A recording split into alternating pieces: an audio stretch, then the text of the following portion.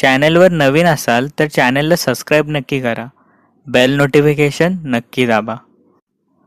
हडळ एक भयकथा. इकडे यश हा फार आनंदित होता. कारणही असंच होतं. तब्बल 6 महिन्यानंतर यश हा आपल्या घरी म्हणजेच आपल्या गावच्या घरामध्ये जात होता. त्याने त्याच्या आईला फोन केला आणि त्याने सांगितले की मी उद्यापर्यंत येईल. पण अर्थातच त्याच्या प्लॅनमध्ये काही चेंजेस झाले. त्याचा एक मित्र जो त्याच्या शेजारच्याच गावामध्ये राहत होता तो त्याला बोलला की आपण दोघं आज बरोबर जाऊया. माझे बाबा हे आज मला घ्यायला येत आहे. तसंच यशने केलं. घरच्यांना न सांगता तो त्यांच्यावर येऊ लागला. पण अचानकच यशच्या मित्राची गाडी ही गावच्या वेशीवरच बंद पडली आणि यशच्या मित्राने यशला सांगितले की सध्या तरी आपल्या गाडीला सुरू व्हायला फार वेळ लागेल. मी माझ्या पाहुण्यांना फोन केलाय, ते मला रिसीव्ह करायला येतील. तो आमच्या घरी चल. तसं यशने नकार दिला. कारणही साहजिकच होते. यशचे घर अगदी 15 ते 20 मिनिटाच्या अंतरावर होते आणि यशने आपल्या मित्राचा निरोप घेतला. तसंच मित्राने सांगितले की ठीक आहे, काळजी कर आणि नीट जा. आणि यश आपल्या वाटेला निघू लागला. हळूहळू करून तो गावच्या वेशीवर आला आणि यश गावामध्ये प्रवेश करणारच तेवढ्यात त्याला आठवले की त्याच्या आईने सांगितले होते की बाळा, आपल्या गावच्या वेशीवरच ते पिंपळाचे झाड आहे. ते थोडा बाजूला जरी असले तरी चुकून देखील त्या वाटेने येऊ नको. इकडे यश हा चिंतेत पडला कारण की गावच्या वेशीवर तो एकटाच होता. यश हळूहळू करून त्या अंधाराला चिरत हा पुढे जात होता आणि यशला नंतर आठवले की ज्या ठिकाणी तो जात आहे तिथून त्याच्या घरी जायला फार वेळ लागणार. म्हणूनच त्याच्याकडे एक शॉर्टकट होता. यशने तिथून जाण्याचे ठरवले. अर्थात तिथे ते झाड म्हणजेच ते पिंपळाचे झाड होते. पण यशला भूतागेतांवर विश्वास नव्हता आणि यशने तिथून जाण्याचा निर्णय घेतला. हळूहळू करून यश तिथून चालू लागला. इकडे रात्र पसरल्यामुळे अंधार हा फार बिकट होता. रातकिड्यांचा आवाज हा सगळीकडे पसरला होता आणि हळूहळू यशला ते पिंपळाचे झाड दिसू लागले. तसंच यशला काही गोष्टी देखील आठवल्या. त्याच्या आईनी त्याला खूप आधी सांगितले होते की अशा वेळेला कोणी बोलवले तर मागे पाहू नको वगैरे वगैरे. आणि यश ते आठवतच हसत होता. आणि यश हळूहळू करून त्या झाडापाशी पोचला. त्या झाडाला एकटक पाहू लागला आणि मनातल्या मनात बोलला, लोक कसे काय घाबरतात त्या झाडाला, आणि पुढे जाऊ लागला. तसंच मागून त्याला एका बाईच्या रडण्याचा आवाज आला.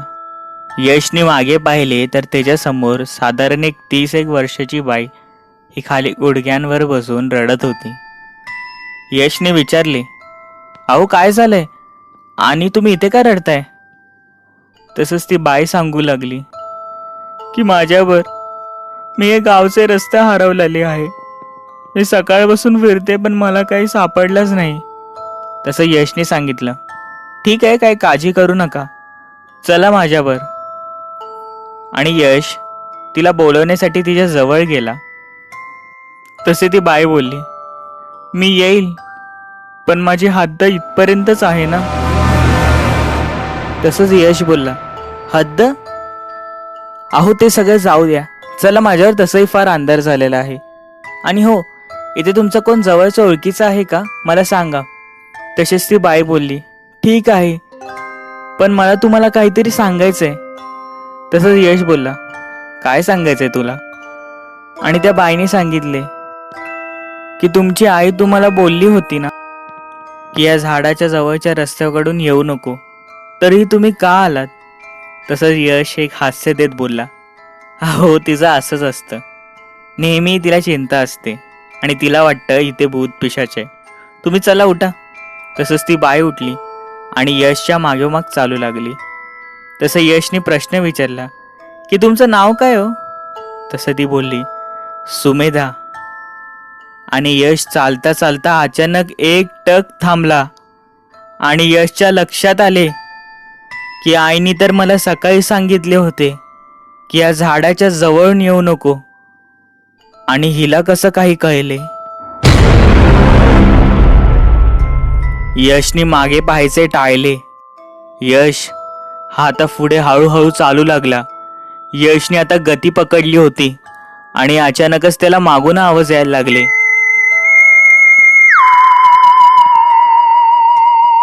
कधी पैंजणांचा आवाज तर कधी. यशला घाम फुटला. यश पळत पळतच त्या हद्दीच्या बाहेर जाऊ लागला आणि अचानकच एक दगड लागून यश जोर करून खाली पडला. यशने मागे पाहिले. साधारण रात्रीचे 2:30 वाजले होते. दार ठोठावण्याचा आवाज आला. यशच्या आईने ते दार उघडले आणि पाहिले की इकडे यश आलेला आहे. घरामध्ये आनंद झाला. यशचं सगळ्यांनी स्वागत केले. तसे यशची बहीण बोलली, अरे वेड्या, तू तर उद्या सकाळी येणार होता, मग आज सरप्राईज. यशने उत्तर न देता तो सरळ आत जाऊ लागला आणि यश हा त्या रात्री आरामात झोपून गेला.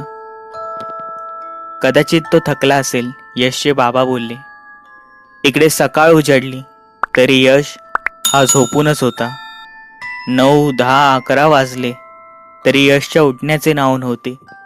पण आई बोलली, असू दे, तसंही रात्री 2:30-3 आलाय, फार थकला असेल बाळ. जेवणाची वेळ झाली. यश हा अजूनही झोपला होता. आईला थोडी भीती वाटू लागली आणि मनात शंका आली. आईने हात लावून उठवले, बाळा उठ, जेवणाची वेळ झाली आहे, उठ, काहीतरी खाऊन घे आणि पुन्हा झोप. तसा यश डोळे बंद करतच आणि त्याच अवस्थेत बोलला, मला भूक नाहीये, तुम्ही खाऊन घ्या. आईला आश्चर्य वाटले. इकडे घरच्यांचे जेवण उरकले आणि सगळे आपापल्या कामामध्ये व्यस्त झाले. साधारण संध्याकाळचे 5 वाजले असतील. यशची बहीण ही कामानिमित्त किचनमध्ये गेली आणि तिने पाहिले की यशच्या तोंडामध्ये अर्धा भात आणि अर्धी भाकरी आहे. दुसऱ्या हातामध्ये भात आहे आणि एक हात हा आमटीमध्ये मिसळलेला आहे. हे पाहून ती जोरात ओरडली, अरे मूर्खा, असं का जेवतोस, कधी भेटला नाही का? आणि यशनी रागातच त्याच्या बहिणीकडे पाहिले. ते सगळं थुकतच तो बोलला, हे बघ, मला सांगू नको मी काय करायचे, निघ निघ इकडून. घडलेला सर्व प्रकार त्याने तिच्या आईला सांगितला. आईला चिंता वाटू लागली आणि यशचे त्या दिवसापासून हे विचित्र वागणे चालू झाले.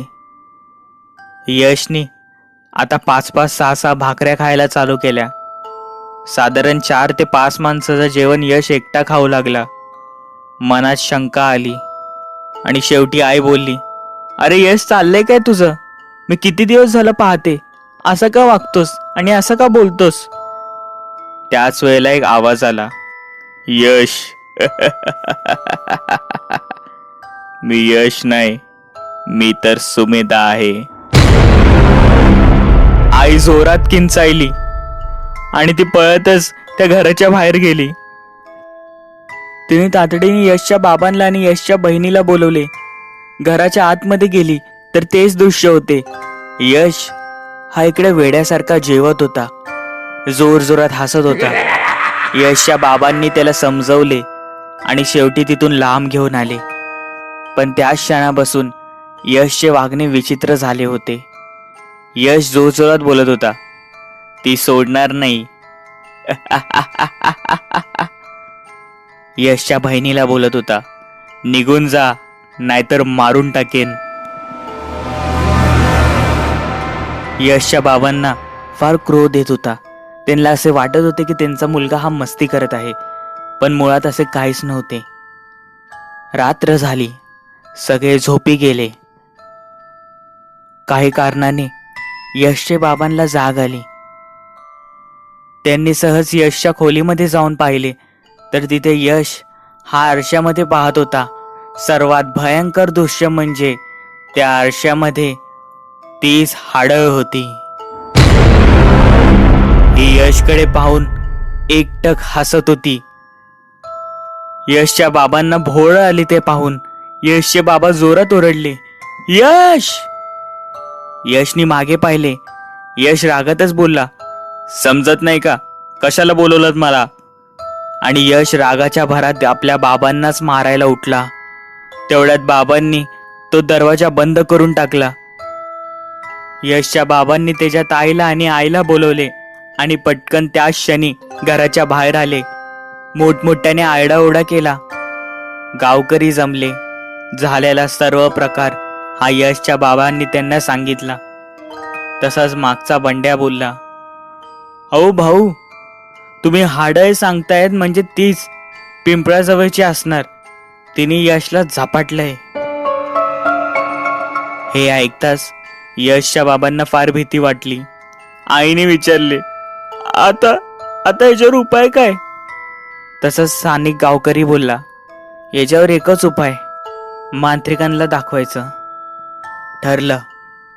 आणि सगळे गावकरी हे घराच्या आतमध्ये गेले. तो दार कसा बसा उघडला आणि यश हा खाटेवर बसून एकटक हसत होता. काही गावकऱ्यांनी त्याला पकडण्याचा प्रयत्न केला, पण यशच्या अंगात जणू 10 हत्तींचं बळ आलं होतं. ते 4 ते 5 गावकऱ्यांना देखील आवरत नव्हतं. नाईलाजाने काही अजून गावकरी तिथे गेले.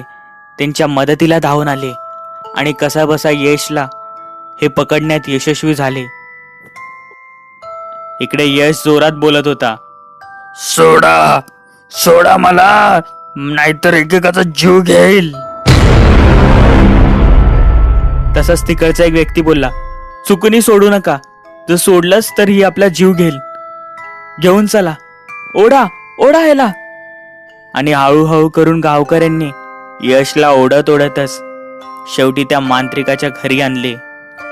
कसे बसे यशला एका पाटावर बसवले आणि मांत्रिक विचारू लागला, बोल, कोण आहेस तू, कोण आहेस तू? पण इकडे यश हा एकटक शांत होता. शेवटी मांत्रिक बोलला, ऐकणार नाहीस ना तू? ठीक आहे. मांत्रिकाने एक पुस्तक काढले आणि मंत्र वाचू लागला. तसाच यशच्या तोंडातून आवाज आला, मंत्र बंद कर, बंद कर मंत्र, नाहीतर. तसं मांत्रिकांनी सांगितले, ठीक आहे, मंत्र वाचण्याचे बंद करेन, पण मला आधी सांग, कोण आहेस तू? तसंच ती बोलली की मी सुमेधा. आणि गावकऱ्यांच्या चेहऱ्यावर एकच प्रश्नचिन्ह निर्माण झाला. वयस्कर गावकऱ्यांच्या चेहऱ्यावर जणू एक दुःख कोसळले. तसं गावांमध्ये चर्चा पसरली आणि शेवटी समजले की यशच्या शरीरामध्ये सुमेधाची आत्मा गेलेली आहे. मांत्रिकाने विचारले, सुमेधा, कोण आहेस तू? नीट सांग, नाहीतर. तसं ती सांगू लागली, आजपासून 30 वर्षापूर्वी माझ्या घरामध्ये घरगुती भांडणं झाले होते. एके दिवशी मी रात्रीचे घर सोडून ही माझी माहेरी राहायला निघाले आणि त्याच क्षणी त्या पिंपळाच्या झाडाच्या जवळ माझ्या नवऱ्याने माझ्या पाठीवर कुऱ्हाडीने वार केला आणि मला तिथेच संपवले. त्याच पिंपळाच्या झाडावर मला लटकवले आणि असे भासून आणले की मी आत्महत्या केलेली आहे. पण त्यावेळेला मी प्राण घेतला. मी शपथ घेतली की जोपर्यंत मी याला जिवंत सोडत नाही तोपर्यंत माझी आत्मा इथून जाणार नाही. ठरल्याप्रमाणे मी त्याचा देखील जीव घेतला. पण नंतर मला रक्ताची भूक वाटू लागली. मी जाणाऱ्या येणाऱ्या प्रत्येक गावकऱ्याला आता भय दाखवू लागली. काहींचा जीव देखील घेतला आणि आता यशचा देखील. एवढे भयंकर वाक्य हे यशच्याच तोंडातून पडले होते. तसंच मांत्रिक बोलला, सुमेधा, तुझ्यावर जे झालंय ते फार भयंकर झालंय, पण या मुलाला सोड की जी काही चुकी नाही. आणि मांत्रिक हा मोठमोठ्याने मंत्र बोलू लागला. यशने म्हणजेच त्या सुमेधाने उठण्याचा प्रयत्न केला, पण गावकऱ्यांनी पकडला असल्यामुळे तिला ते जमलं नाही.